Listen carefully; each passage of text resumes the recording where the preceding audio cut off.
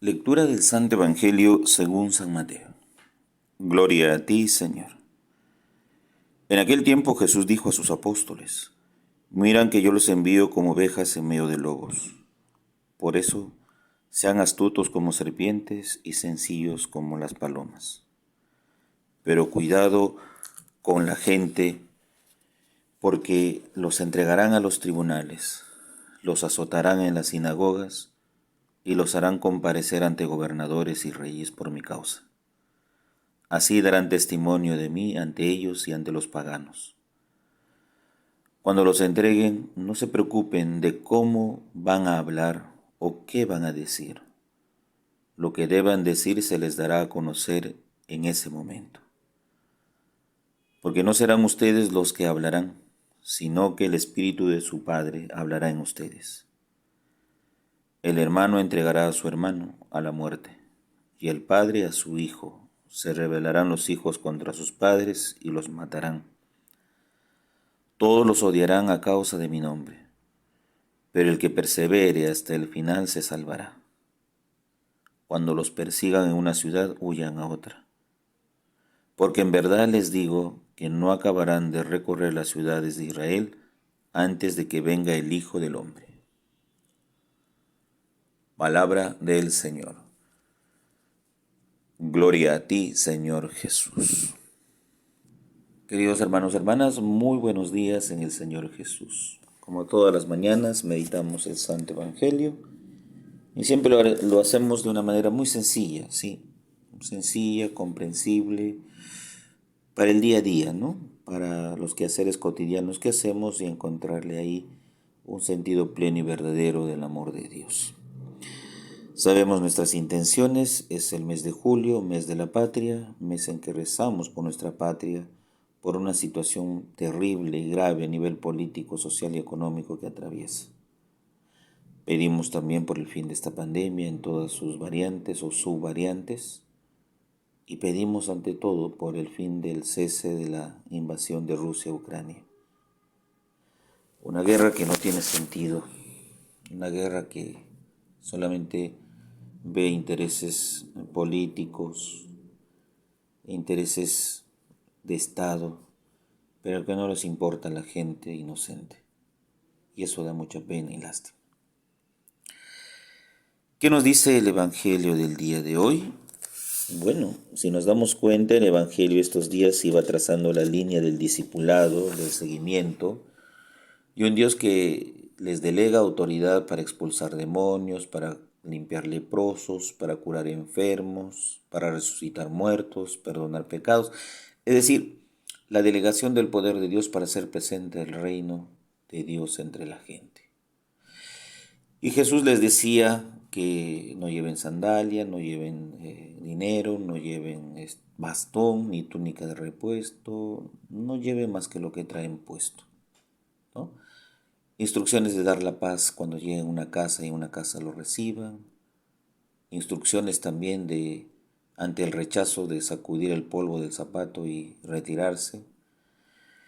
Pues todas esas instrucciones de ayuda y de la gratuidad del reino, hoy día nos habla de las consecuencias propias después de gente que no acepta la predicación, de lugares hostiles, difíciles de comprender esa gratuidad. Y los hay, definitivamente que los hay. Y es Jesús cuando les dice a sus discípulos: miren que los envío como ovejas en medio de lobos. Este es el peligro de la misión, lo que comporta la misión, ¿no? Ir como ovejas en medio de lobos. El lobo es el que ataca a las ovejas, el que dispersa el rebaño, el que violenta el rebaño, el que devora a la oveja, atenta contra la vida de la oveja. Así son los de hoy, atentan contra la vida, no les importa que uno la pierda, atentan contra la integridad moral, física. Es decir, ¿cuántas veces no hemos chocado con circunstancias y gente tan difícil que lo único que buscan es el mal de uno, ¿no? Y Jesús nos dice: esas personas o situaciones de mal o de pecado son las situaciones del lobo, como signo de peligro, ¿no? Pero también Jesús les dice que ante el peligro tenemos que ser astutos como las serpientes y mansos como las palomas. Es decir, se busca el equilibrio del discípulo en cuanto que la preparación psicológica, emocional, intelectual tiene que ser siempre óptima, porque no puede dejarse eh, que los demás abusen de uno en muchos sentidos, tampoco de que nosotros nos valgamos y abusemos de los fieles, ¿no? Esto es muy común. A veces los fieles abusan mucho de los pastores en muchos trabajos, a veces en ayudas económicas, etcétera, tantas cosas. Eso también puede ser en el hogar, en casa, ¿no?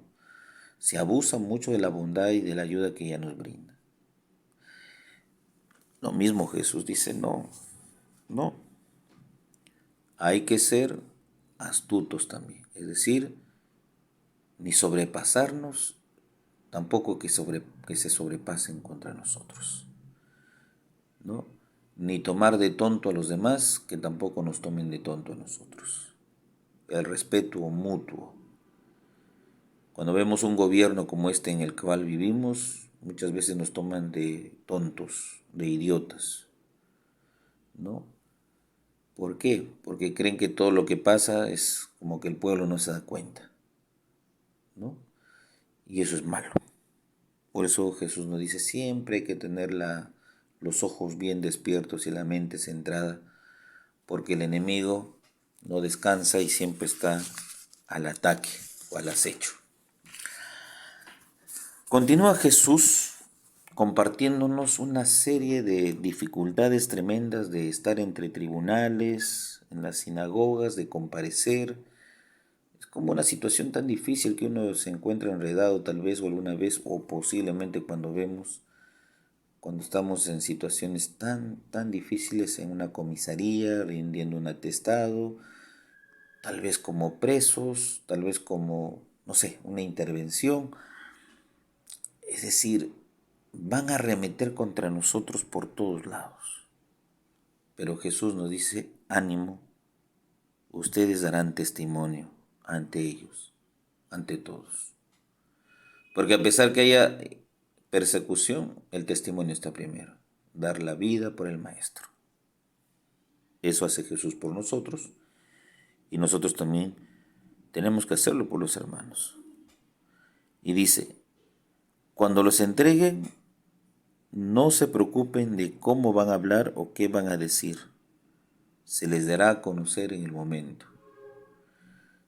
No confiemos simplemente en la sabiduría o elocuencia humana. Dios hablará por nosotros. Dios pondrá en nuestros labios las palabras necesarias. ¿Para qué? Para mover corazones. Para buscar siempre lo mejor. Para reconciliar y no destruir. Para perdonar y no para pelear. Entonces Jesús nos dice, tranquilos, hay un Dios que siempre pondrá en nuestros labios palabras que ayuden a edificar y no más bien a desedificar, que ayuden a alentar y a crecer, pero no a cortar y prácticamente perderse, ¿no? Y así habla de un patrón de conducta entre padres e hijos, entre hermanos, totalmente de pelea, de contrariedad, de una irreconciliación total, de un desbarajuste de comportamientos donde uno al otro entrega, donde no hay respeto parece, pero en realidad no es como se pinta aquí, sino es la revolución propia que causa la vida de Jesús en la familia, ¿no? Cuando hablo de revolución me muevo en el ámbito del cambio de todos, ¿no? Del cambio de todos, a una vida distinta, una vida nueva, una vida en Dios, el cambio radical que tenemos que experimentar, ¿no? Y esos cambios son difíciles digamos, de obtener y son cambios que vamos trabajando poco a poco. Son cambios que tenemos que ir limando poco a poco para que se crean condiciones en que nosotros nos veamos transformados un día. Entonces el hecho de ese desgobierno total que hay en el hogar entre padres e hijos, hijos y padres, lo único que nos dice es que llega un momento en que todo tiene que cambiar, todo se revuelve pero toma su lugar a la vez, ¿no? Y no es tanto una pelea, como así se dice, entre padres e hijos, sino es propiamente el cambio de mentalidad y de vida que producen movimientos muchas veces en nosotros bruscos que nunca hemos experimentado, pero que algún día, cuando Dios nos llama a una conversión tremenda, la sentiremos. Y así, pues Jesús nos habla entonces de este camino de seguimiento, de un camino de renuncia, de un camino de cómo, cómo ayudamos a los demás y cómo dejamos también que los demás nos ayuden. Por lo tanto, confiemos en la misericordia absoluta de Dios y en esos cambios que experimentamos que estén en nuestra vida, en nuestra familia, en la sociedad. El Padre José reza todas las mañanas por ustedes. Llévense mi bendición en el nombre del Padre, del Hijo, Espíritu Santo. Amén. Que tengan un bonito y bendecido día en el Señor.